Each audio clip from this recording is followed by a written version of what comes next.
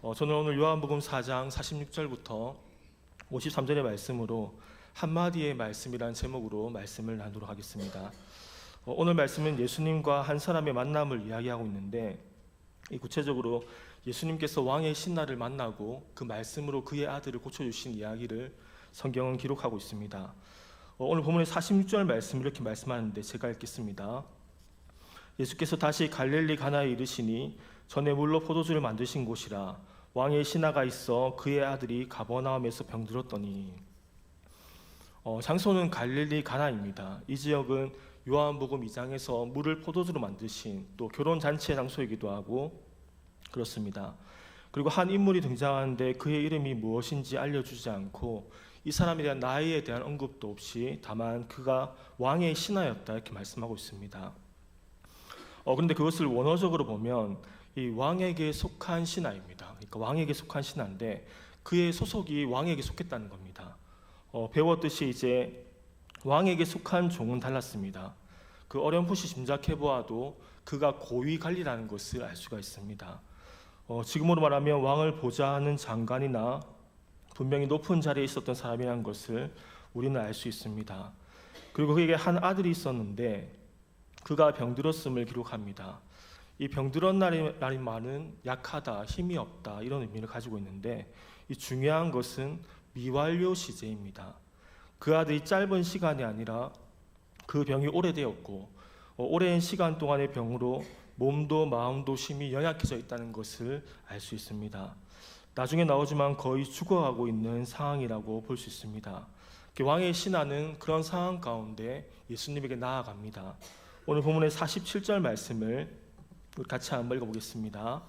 그가 예수께서 유대로부터 갈릴리로 오셨다는 것을 듣고 가서 청하되 내려오셔서 내 아들의 병을 고쳐주소서 하니 그가 거의 죽게 되었습니다. 아멘. 이 왕의 신하는 예수님이 오셨다는 것을 들었습니다. 왕의 신하는 아마 그 전에 예수님에 대해서 소문을 들었을 것입니다. 아마도 예수님이 물로 포도주로 바꾸신 사건, 예수님이라는 분이 있는데 그분이 기적을 행하셨대 이런 소문을 들었던 것으로 보입니다. 아니면 사마리아 여인을 만나준 이야기를 들었을 수 있습니다. 그 예수님에 대한 소문을 듣고 왕의 신하는 자신이 있는 가버나움에서 예수님이 있는 가나까지 나아갔습니다. 가버나움에서 가나까지의 거리는 약 34km였다고 합니다.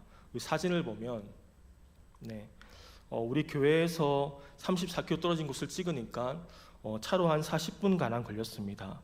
그렇다면 요즘과 같이 도로가 좋은 상황에서도 그렇게 걸리는데 예전에는 길이 좋지 않고 산길 가운데 그렇게 34km라는 거리를 빨리 간다 해도 한 5시간 정도 걸리는 거리가 아닐까 싶습니다. 그 왕의 신하는 예수님에 대한 소문을 듣고 그 거리를 지나서 예수님에게 나아갔습니다. 그런데 상황을 보고 우리가 조금 더 깊이 생각해 보면 이 사람은 왕에게 속한 신하입니다. 즉 고위 관리인데 재정적으로 전혀 부족함이 없고 그의 인맥도 많았을 겁니다. 아마도 그 당시에 가장 뛰어난 의술을 가진 사람에게 그 아들의 병을 가지고 찾아갔을 겁니다. 그 병에 좋다는 약은 웬만한 것은 다 먹어보지 않았을까 싶습니다. 그런데 그런 모든 상황들이 여의치 않자 그가 예수님에게 나아간 것입니다. 한마디로 지금의 상황을 말하면 인간적인 모든 수단과 방법이 끊어진 상황, 기적이 아니면 안 되는 상황, 예수님이 아니면 안 되는 상황이라고 볼 수 있습니다. 첫 번째로 여러분과 나누고 싶은 것은 이것입니다. 그것은 하나님 앞에 가난한 마음은 축복이라는 것입니다. 사람이 하나님 앞에 겸손할 수 있다는 것은 복입니다. 사람이 하나님 앞에 가난한 마음으로 설 수 있다는 것은 복이 되어집니다. 어떤 측면에서 사람의 마음이 가난해진다는 것은 그의 삶 가운데 하나님이 역사하고 있다는 증거이기도 합니다. 왕의 신하의 상황은 세상적인 관점으로 보았을 때 절망적인 상황이지만 우리는 그러한 상황 가운데 예수님을 만나기도 합니다. 가난한 마음은 사람에게 복이 되어집니다. 성경의 말씀처럼 심령이 가난한 자에게 천국이 임하게 되기도 합니다. 사진을 보시면 두 분 다 고인이 되셨는데 이효령 교수님이 하영주 목사님에게 세례를 받는 장면입니다. 이분은 초대 문화부 장관을 지내기도 하고 그가 쓰는 책마다 베스트셀러가 되어서 그 언어의 마술사라고 불리기도 했습니다. 그가 예수님을 믿게 된 과정은 이렇습니다. 이분에게 딸이 있었는데 미국에서 잘 나가는 검사였습니다. 그런데 이 딸이 암에 걸리고 가정에 어려움이 오고 무엇보다 그 딸이 실명에 처할 수 있는 위기가 왔습니다. 눈이 멀어져가는 딸아이를 보면서 아버지로서 눈물이 났습니다. 그리고 딸에게 소원이 하나 있다고 하였는데 그것은 아버지가 교회에 나가는 것이었습니다. 그래서 이 교수님은 딸아이의 소원을 따라 교회로 나가게 됩니다. 그는 어느 날 작은 교회에 가서 그 교수님은 처음으로 주님께 이렇게 기도를 했다고 합니다. 하나님, 우리 딸이 세상을 볼 수 있다면 제가 가진 모든 능력, 즉 글 쓰는 것과 입담을 하나님을 위해 쓰겠습니다. 그렇게 간절히 기도하게 되었고 이후에 딸의 눈이 기적적으로 좋아지고 그는 예수님을 믿고 세례를 받게 되었습니다. 딸아이가 실명을 할 수 있는 상황에서 세상적인 관점에서 볼 때 참으로 불행한 상황이었습니다. 그러나 하나님은 그 일을 통하여서 그 일을 사용하셔서 그의 마음을 가난하게 하였고 그 교수님 예수님을 믿게 하였던 것입니다. 그래서 우리가 하나님 앞에 겸손할 수 있다면, 하나님 앞에 엎드릴 수 있다면 그것은 복이 되어집니다.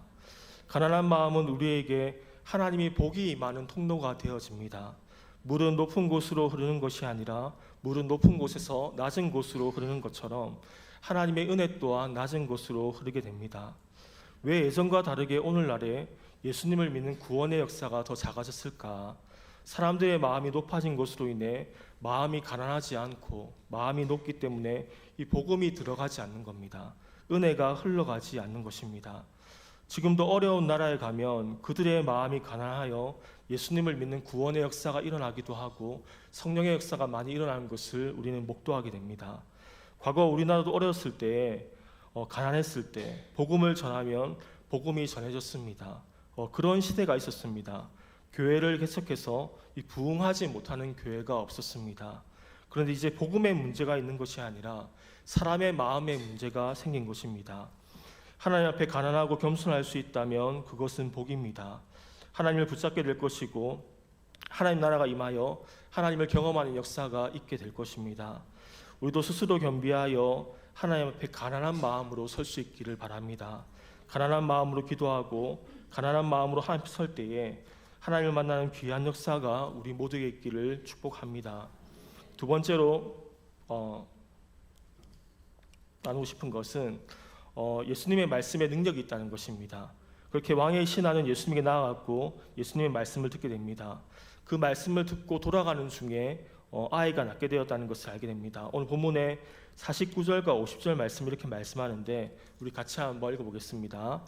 신하가 이르되 주여 내 아이가 죽기 전에 내려오소서. 예수께서 이르시되 가라 내 아들이 살아있다 하시니 그 사람이 예수께서 하신 말씀을 믿고 가더니. 아멘. 그 왕의 신하에게는 예수님이 하신 말씀이 있었습니다. 그 말씀을 믿고 그는 돌아가게 됩니다. 믿음이라는 것은 어떻게 생기는 것일까? 믿음은 기적을 경험한다고 생기는 것이 아닙니다. 성경 가운데 이스라엘 백성들은 10가지 재앙을 경험하고 정말 전무후무한 바다가 갈라지고 애굽의 군대가 침몰하는 것을 경험했지만 그들은 믿음이 없었습니다. 사막에서 물이 없을 때 불평하고 원망하는 것을 볼 수 있습니다. 믿음으로 반응하지 못하고 환경에 반응하는 것을 볼 수 있습니다. 이스라엘 백성들은 바다가 갈라지는 것을 경험했는데 그들에게 믿음은 없었고 반면 모세에게는 믿음이 있었습니다. 성숙한 믿음은 기적을 경험한다고 되는 것이 아니라 오늘 왕의 신하처럼 예수님의 말씀을 들어야 믿음이 생기게 됩니다. 우리가 잘 아는 로마서 10장 17절 말씀을 이렇게 말씀하는데 그러므로 믿음은 들음에서 나며 들음은 그리스도의 말씀으로 말미암았는다. 이 하나님 말씀을 들을 때 믿음이 생기게 됩니다. 그런데 우리가 생각해 보아야 할 부분이 있는데 이 원래 왕의 신하는 자신의 아들이 고침을 받는 것에 있어 예수님이 같이 가야 한다 생각했습니다. 그러니까 말씀으로 고침받는 것이 아니라 예수님도 같이 가서 그에게 기도를 해야 된다고 생각했습니다. 그래서 처음에 이렇게 말합니다. 주여 내 아이가 죽기 전에 내려오소서. 자신의 아이가 죽기 전에 예수님 같이 갑시다 이런 의미입니다. 그런데 예수님이 말씀하시자 그 말씀을 믿게 되었습니다. 오늘 본문의 50절 말씀을 다시 한번 읽어보겠습니다. 예수께서 이르시되 가라 내 아들이 살아있다 하시니. 아니, 예수님의 그 한마디 말씀으로 인해, 그러니까 가라 네 아들이 살아있다, 그것을 믿고 다시 34km라는 긴 거리를 돌아가는 것은 쉽지 않았을 겁니다. 가면서 생각하기를 정말 아이가 낳아 있을까? 그 예수라는 사람의 말을 믿을 수 있을까? 아이가 낳지 않았다면 어떡하지? 다 죽어간 아이가 그 한마디로 살아났을까? 이런 다양한 생각이 들 수도 있었을 것 같습니다. 근데 예수께서 하신 말씀을 믿고 가더니라는 부분을 이 원어적으로 보니까 좀 더 중요한 내용이 있었습니다. 이런 내용이 담겨 있었습니다. 그 예수님의 말씀을 듣는 순간 확신이 생겼다는 겁니다. 이게 참 중요한 말인데, 예수님의 말씀을 듣는 순간 확신이 생겼다. 그리고 그분에게 맡길 수 있었다는 겁니다. 이런 것이 아니었습니다. 믿어야지, 내가 믿음을 가져야지, 예수님이 말씀하셨으니까 내가 믿어야지, 그렇게 한 것이 아니라, 물론 그것도 중요하겠지만 예수님이 말씀하시자 그 왕의 신하의 마음에 그대로 이루어질 것이라는 확신이 생긴 겁니다. 확신이 생기면 믿음이 생기고 그 믿음이 하나님의 역사를 일으키는 것입니다.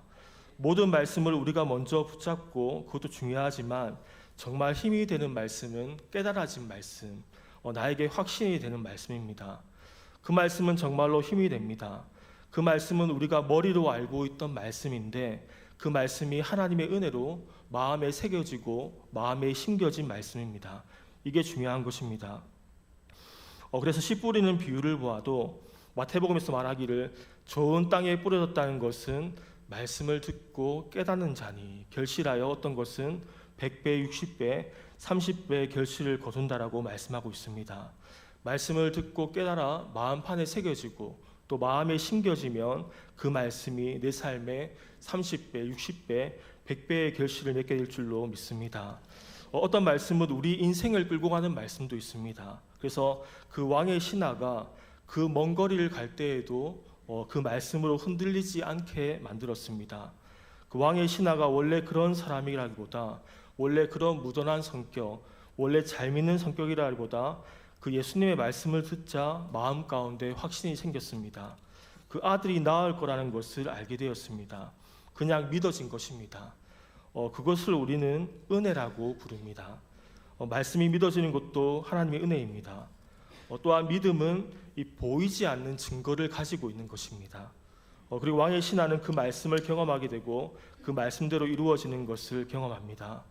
우리에게도 예수님의 말씀이 임하는 은혜가 있기를 바랍니다. 그 말씀이 마음에 심겨져 그 말씀이 마음에 심겨지는 은혜가 우리 모두에게 있기를 축복합니다. 세 번째로 나누고 싶은 것은 예수님의 한마디 말씀이면 된다는 것입니다. 우리에게 많은 말씀이 필요하기도 하지만 많은 말씀이 필요하지 않습니다. 예수님의 한마디 말씀이면 족합니다. 예수님의 말씀으로 인해 왕의 신하의 상황은 반전되어지고 역전이 일어나게 되었습니다. 그의 아들은 병에서 낫게 되었고 그 가정에는 구원이 임하는 은혜가 있게 되었습니다. 하나님은 우리의 상황을 반전시키고 역전시키는 분입니다. 찬양 가운데 이런 찬양이 있습니다. 내 손을 주께 높이 듭니다. 내 찬양 받으실 주님, 내 마음을 주께 활짝 엽니다. 내 찬양 받으실 주님, 슬픔 대신 희락을, 죄 대신 화관을, 근심 대신 찬송을, 찬송의 옷을 주셨네. 이런 찬양이 있습니다. 잘 모르시나요? 모르시는 것 같아요. 하나님은 우리의 슬픔을 기쁨으로 바꾸시는 분입니다. 하나님은 우리의 근심을 찬송으로 역전시키는 분입니다. 우리의 상황이 반전되길 원한다면 우리는 왕의 신하처럼 예수님에게 나아가야 합니다. 그리고 상황이 반전된 것에는 예수님의 한마디 말씀이 있었습니다. 다시 본문의 50절 말씀을 같이 읽어보겠습니다. 예수께서 이르시되 가라 내 아들이 살아있다 하시니. 아멘. 상황이 반전된 것에는 예수님의 말씀이 있었습니다. 그런데 예수님은 왕의 신하에게 많은 말씀을 하지 않으셨습니다. 예수님은 가라 내 아들이 살아있다, 이 한마디의 말씀을 하셨습니다. 그리고 그 말씀대로 그 아들은 살아나게 되었습니다. 우리에게 많은 말씀이 필요한 것은 아닙니다. 예수님의 한마디 말씀이면 족하기도 합니다. 지금은 고인이 되신 수영로 교회를 담임하셨던 이 정필돈 목사님의 이야기인데 이분은 기도의 사람이었고 예수님의 말씀을 쫓아서 살아갔던 사람이었습니다. 제가 알기로 참 기도를 많이 했던 분으로 알고 있는데 이 수영로 교회가 그렇게 부흥하게 된 이유도 기도의 능력이 있지 않을까 싶습니다. 저도 생각이 들기를 이 울산 지역이 영적으로 더 잘 되어지려면 우리가 기도를 더 많이 해야 되지 않을까 그런 생각이 들기도 합니다. 사람들은 눈에 보이는 것에 주목하지만 사실은 그 뒤에 보이지 않는 것이 훨씬 더 중요합니다. 사람들은 나무가 있을 때 나무에 맺혀진 그 화려한 열매들만 주목하지만 그렇게 건강하고 많은 열매를 맺는다면 우리가 주목해야 할 것은 이 보이지 않는 뿌리인 줄로 믿습니다. 왜 그렇게 뿌리가 튼튼하고 건강한가? 그렇게 열매를 맺게 된 보이지 않는 부분은 무엇인가 하는 것입니다. 그분은 기도를 참으로 많이 하신 분인데 새벽에 2시간, 3시간 그렇게 기도하면서 하나님의 음성을 듣는데 하나님이 주시는 확실한 한마디의 말씀을 들었다고 합니다. 그러면 그 말씀을 붙잡고 날마다 살아가는 것입니다. 하나님이 예스하시면 막을 자가 없고 하나님이 노하시면 안 되기 때문입니다. 우리도 매일매일 하루를 살아갈 때에 하나님이 주시는 한마디의 말씀이 있으면 참 좋을 것 같습니다. 오늘 금요은혜의 밤 가운데 예수님이 우리에게 주시는 한마디의 말씀이 임하는 은혜가 있기를 축복합니다. 왕의 신하가 그 말씀을 듣고 믿음으로 확신을 가지고 돌아간 것처럼 예수님의 그 한마디의 말씀이 우리 모두에게 임하는 시간 될 수 있길 바랍니다. 그리고 그 예수님의 말씀을 통해 그 가족의 삶에 역전이 일어납니다. 그 가족에게 역전이 일어나게 되었습니다. 예수님의 말씀을 통하여 그 왕의 신하에게 역전이 일어났습니다. 왕의 신하의 가족들은 매일 슬펐을지 모릅니다. 그 죽어가는 아들로 인해 그 집안의 분위기는 기쁨이 넘친다거나 행복이 넘친다거나 그런 분위기는 아니었을 겁니다. 가족 중에 누가 아파도 그 분위기가 이제 어려운 것을 우리는 경험하게 됩니다. 예수님이 나아갔던 왕의 신하는 예수님으로부터 말씀을 듣게 되었고 그 확신을 가지게 되었고 돌아가는 중에 그의 아들이 낫게 되었다는 것을 들었습니다. 더욱 놀라운 사실을 성경은 기록하고 있는데 오늘 본문의 53절 말씀입니다. 같이 읽어보겠습니다. 그의 아버지가 예수께서 내 아들이 살아있다 말씀하신 그때인 줄 알고 자기와 온